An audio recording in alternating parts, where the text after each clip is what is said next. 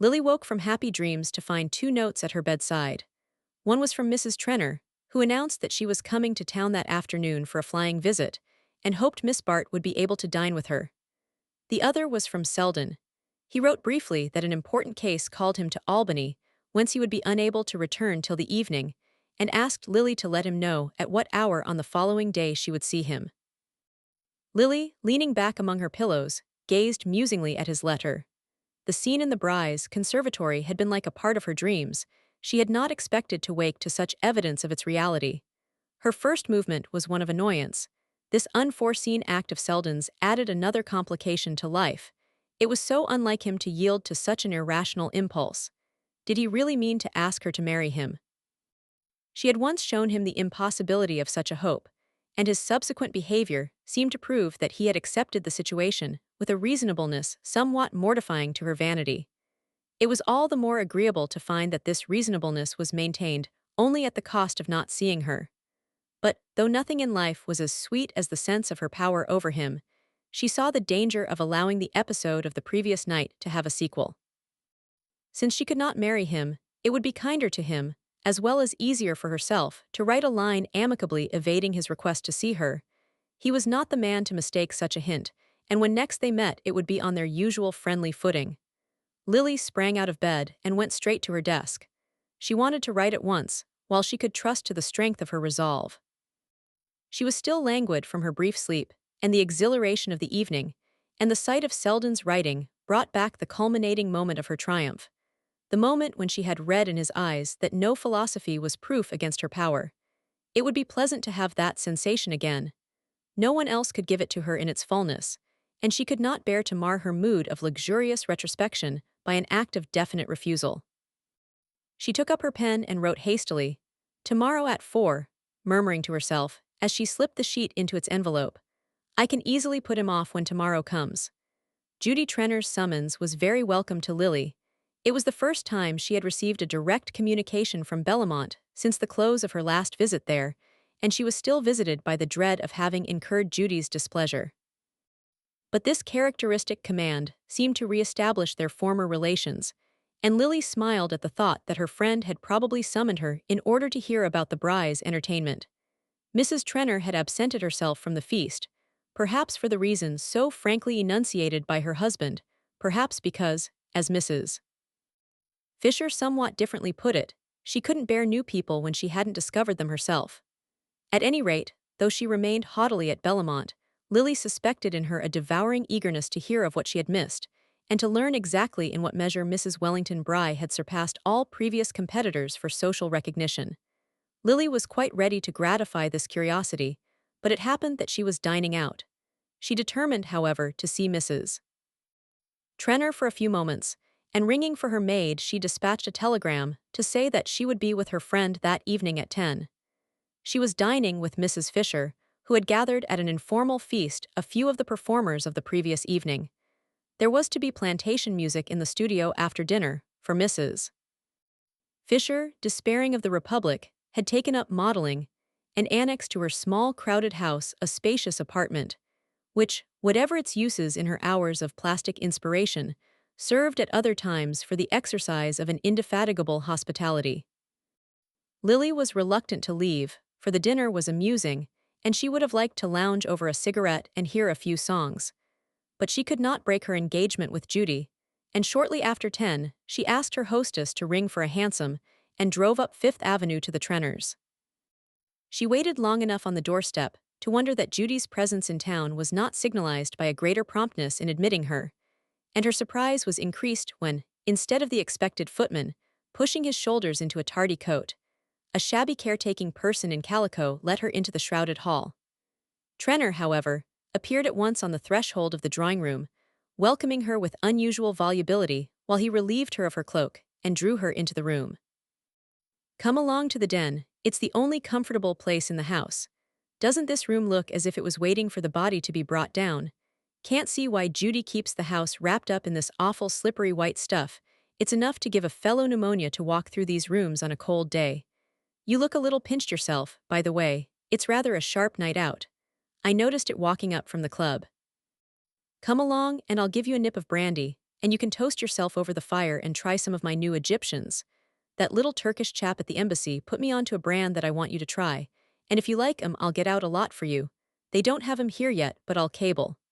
He led her through the house to the large room at the back, where Mrs. Trenor usually sat, and where, even in her absence, there was an air of occupancy.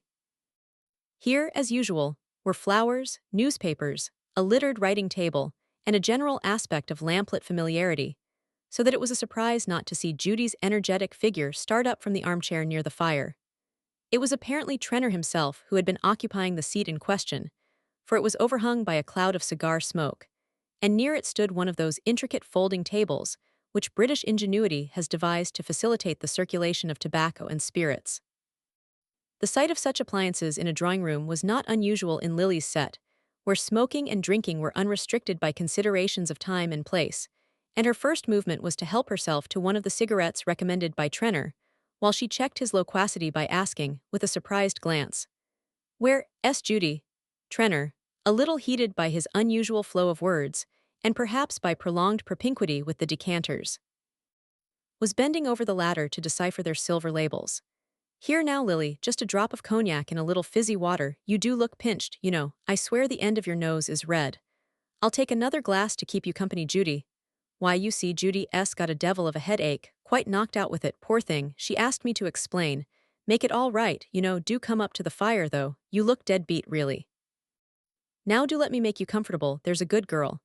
He had taken her hand, half banteringly, and was drawing her toward a low seat by the hearth, but she stopped and freed herself quietly. "Do you mean to say that Judy's not well enough to see me? Doesn't she want me to go upstairs?" Trenor drained the glass he had filled for himself and paused to set it down before he answered. "Why, no, the fact is, she's not up to seeing anybody. It came on suddenly, you know, and she asked me to tell you how awfully sorry she was. If she'd known where you were dining, she'd have sent you word. She did know where I was dining, I mentioned it in my telegram. But it doesn't matter, of course. I suppose if she's so poorly she won't go back to Bellamont in the morning, and I can come and see her then." "Yes, exactly, that's capital. I'll tell her you'll pop in tomorrow morning. And now do sit down a minute, there's a dear, and let's have a nice quiet jaw together. You won't take a drop, just for sociability. Tell me what you think of that cigarette. Why don't you like it? What are you chucking it away for?"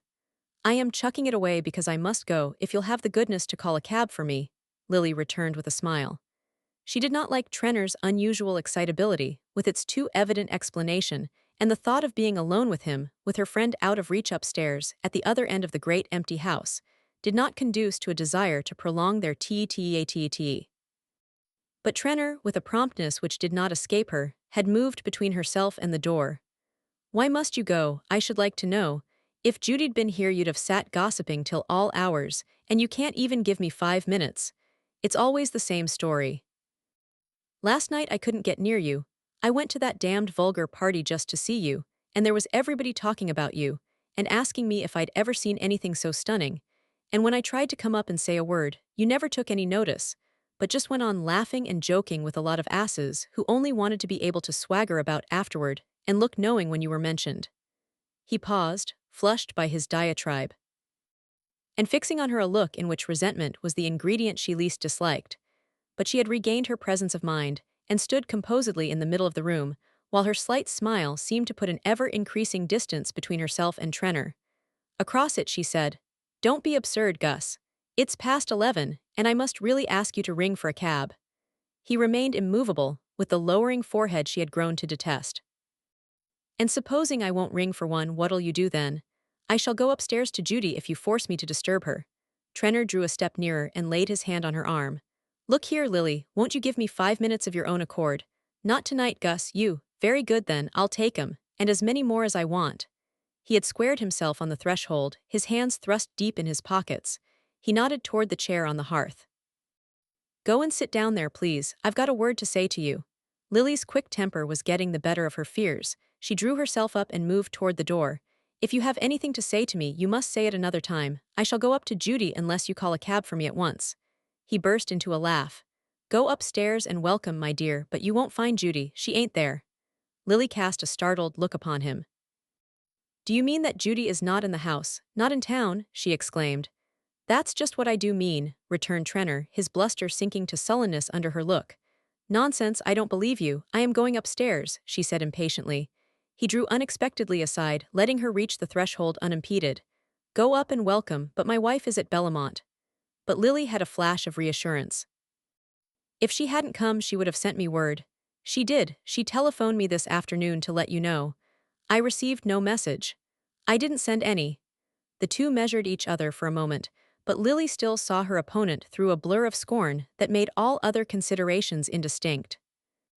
I can't imagine your object in playing such a stupid trick on me, but if you have fully gratified your peculiar sense of humor, I must again ask you to send for a cab. It was the wrong note, and she knew it as she spoke. To be stung by irony, it is not necessary to understand it, and the angry streaks on Trenor's face might have been raised by an actual lash. Look here, Lily, don't take that high and mighty tone with me. He had again moved toward the door, and in her instinctive shrinking from him, she let him regain command of the threshold. I did play a trick on you, I own up to it, but if you think I'm ashamed, you're mistaken. Lord knows I've been patient enough, I've hung round and looked like an ass. And all the while you were letting a lot of other fellows make up to you. Letting 'em make fun of me, I dare say. I'm not sharp and can't dress my friends up to look funny as you do, but I can tell when it's being done to me. I can tell fast enough when I'm made a fool of. Ah, I shouldn't have thought that, flashed from Lily, but her laugh dropped to silence under his look. No, you wouldn't have thought it, but you'll know better now. That's what you're here for tonight. I've been waiting for a quiet time to talk things over, and now I've got it. I mean to make you hear me out. His first rush of inarticulate resentment had been followed by a steadiness and concentration of tone more disconcerting to Lily than the excitement preceding it. For a moment, her presence of mind forsook her. She had more than once been in situations where a quick swordplay of wit had been needful to cover her retreat, but her frightened heartthrobs told her that here such skill would not avail. To gain time, she repeated, I don't understand what you want. Trenor had pushed a chair between herself and the door. He threw himself in it and leaned back, looking up at her. I'll tell you what I want. I want to know just where you and I stand. Hang it, the man who pays for the dinner is generally allowed to have a seat at table. She flamed with anger and abasement, and the sickening need of having to conciliate where she longed to humble. I don't know what you mean, but you must see, Gus, that I can't stay here talking to you at this hour. Gad, you go to men's houses fast enough in broad daylight. Strikes me you're not always so deuced careful of appearances. The brutality of the thrust gave her the sense of dizziness that follows on a physical blow. Rosedale had spoken then. This was the way men talked of her. She felt suddenly weak and defenseless. There was a throb of self-pity in her throat. But all the while another self was sharpening her to vigilance, whispering the terrified warning that every word and gesture must be measured. If you have brought me here to say insulting things, she began. Trenor laughed. Don't talk stage rot, I don't want to insult you, but a man's got his feelings, and you've played with mine too long.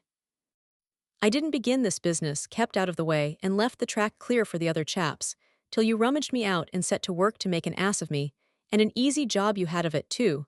That's the trouble, it was too easy for you, you got reckless. Thought you could turn me inside out and chuck me in the gutter like an empty purse. But by gad, that ain't playing fair, that's dodging the rules of the game. Of course I know now what you wanted, it wasn't my beautiful eyes you were after. But I tell you what, Miss Lily, you've got to pay up for making me think so. He rose, squaring his shoulders aggressively, and stepped toward her with a reddening brow. But she held her footing, though every nerve tore at her to retreat as he advanced. Pay up, she faltered. Do you mean that I owe you money? He laughed again. Oh, I'm not asking for payment in kind. But there's such a thing as fair play and interest on one's money, and hang me if I've had as much as a look from you. Your money, what have I to do with your money? You advised me how to invest mine. You must have seen I knew nothing of business. You told me it was all right. It was all right, it is, Lily. You're welcome to all of it, and 10 times more. I'm only asking for a word of thanks from you. He was closer still, with a hand that grew formidable, and the frightened self in her was dragging the other down. I have thanked you, I've shown I was grateful. What more have you done than any friend might do, or anyone except from a friend? Trenor caught her up with a sneer. I don't doubt you've accepted as much before and chucked the other chaps as you'd like to chuck me. I don't care how you settled your score with them. If you fooled 'em, I'm that much to the good. Don't stare at me like that. I know I'm not talking the way a man is supposed to talk to a girl. But hang it, if you don't like it, you can stop me quick enough. You know I'm mad about you, damn the money, there's plenty more of it, if that bothers you. I was a brute, Lily, Lily, just look at me. Over and over her the sea of humiliation broke, wave crashing on wave so close that the moral shame was one with the physical dread. It seemed to her that self-esteem would have made her invulnerable, that it was her own dishonor which put a fearful solitude about her. His touch was a shock to her drowning consciousness. She drew back from him with a desperate assumption of scorn. I've told you I don't understand, but if I owe you money you shall be paid. Trenor's face darkened to rage. Her recoil of abhorrence had called out the primitive man. Ah, you'll borrow from Selden or Rosedale and take your chances of fooling them as you fooled me. Unless you've settled your other scores already, and I'm the only one left out in the cold. She stood silent, frozen to her place. The words were worse than the touch. Her heart was beating all over her body, in her throat, her limbs, her helpless, useless hands. Her eyes traveled despairingly about the room, they lit on the bell, and she remembered that help was in call. Yes, but scandal with it, a hideous mustering of tongues. No, she must fight her way out alone. It was enough that the servants knew her to be in the house with Trenor. There must be nothing to excite conjecture in her way of leaving it. She raised her head and achieved a last clear look at him. I am here alone with you, she said. What more have you to say? To her surprise, Trenor answered the look with a speechless stare. With his last gust of words, the flame had died out, leaving him chill and humbled. It was as though a cold air had dispersed the fumes of his libations, and the situation loomed before him black and naked as the ruins of a fire. Old habits, old restraints, the hand of inherited order, plucked back the bewildered mind which passion had jolted from its ruts. Trenor's eye had the haggard look of the sleepwalker waked on a deathly ledge. Go home, go away from here, he stammered, and turning his back on her walked toward the hearth. The sharp release from her fears restored Lily to immediate lucidity. The collapse of Trenor's will left her in control, and she heard herself, in a voice that was her own yet outside herself, bidding him ring for the servant, bidding him give the order for a hansom, directing him to put her in it when it came. Whence the strength came to her she knew not. But an insistent voice warned her that she must leave the house openly, and nerved her, in the hall before the hovering caretaker, to exchange light words with Trenor, and charge him with the usual messages for Judy, while all the while she shook with inward loathing. On the doorstep, with the street before her, she felt a mad throb of liberation, intoxicating as the prisoner's first draught of free air. But the clearness of brain continued, and she noted the mute aspect of Fifth Avenue, guessed at the lateness of the hour, and even observed a man's figure. Was there something half familiar in its outline? Which, as she entered the hansom, turned from the opposite corner and vanished in the obscurity of the side street. But with the turn of the wheels reaction came, and shuddering darkness closed on her. I can't think, she moaned, and leaned her head against the rattling side of the cab. She seemed a stranger to herself, or rather there were two selves in her, the one she had always known, and a new abhorrent being to which it found itself chained. She had once picked up, in a house where she was staying, a translation of the Eumenides, and her imagination had been seized by the high terror of the scene where Orestes, in the cave of the oracle, finds his implacable huntresses asleep, and snatches an hour's repose. Yes, the Furies might sometimes sleep, but they were there, always there in the dark corners, and now they were awake and the iron clang of their wings was in her brain. She opened her eyes and saw the streets passing, the familiar alien streets. All she looked on was the same and yet changed. There was a great gulf fixed between today and yesterday. Everything in the past seemed simple, natural, full of daylight, and she was alone in a place of darkness and pollution. Alone. It was the loneliness that frightened her. Her eyes fell on an illuminated clock at a street corner, and she saw that the hands marked the half hour after 11. Only 11:30, there were hours and hours left of the night, and she must spend them alone, shuddering sleepless on her bed. Her soft nature recoiled from this ordeal, which had none of the stimulus of conflict to goad her through it. Oh, the slow, cold drip of the minutes on her head. She had a vision of herself lying on the black walnut bed, and the darkness would frighten her, and if she left the light burning, the dreary details of the room would brand themselves forever on her brain. She had always hated her room at Mrs. Peniston's. Its ugliness, its impersonality, the fact that nothing in it was really hers. To a torn heart uncomforted by human nearness, a room may open almost human arms, and the being to whom no four walls mean more than any others, is, at such hours, expatriate everywhere. Lily had no heart to lean on. Her relation with her aunt was as superficial as that of chance lodgers who pass on the stairs. But even had the two been in closer contact, It was impossible to think of Mrs. Peniston's mind as offering shelter or comprehension to such misery as Lily's. As the pain that can be told is but half a pain, so the pity that questions has little healing in its touch. What Lily craved was the darkness made by enfolding arms, the silence which is not solitude, but compassion holding its breath. She started up and looked forth on the passing streets. Gertie, they were nearing Gertie's corner. If only she could reach there before this laboring anguish burst from her breast to her lips. If only she could feel the hold of Gertie's arms while she shook in the ague fit of fear that was coming upon her. She pushed up the door in the roof and called the address to the driver. It was not so late. Gertie might still be waking. And even if she were not, the sound of the bell would penetrate every recess of her tiny apartment and rouse her to answer her friend's call.